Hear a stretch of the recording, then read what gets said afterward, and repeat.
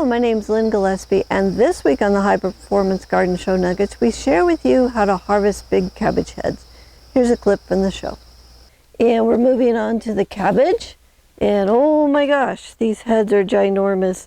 They're supposed to be 3 to 4 pound heads, and what I find in this garden is sometimes we just get, everything is just bigger.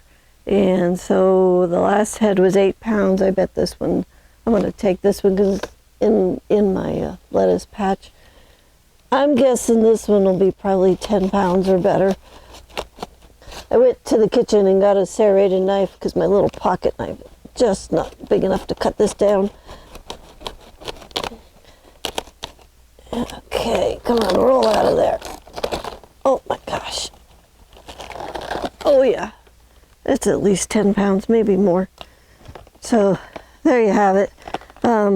This older leaf here will just peel off, and it's starting to split just a little right here, so it's time to take this. This clip is from the High Performance Garden Show Year 9, Week 16. If you'd like to watch the whole show, it's free and online, and you can enroll on our website at thelivingfarm.org/high-performance-garden-show.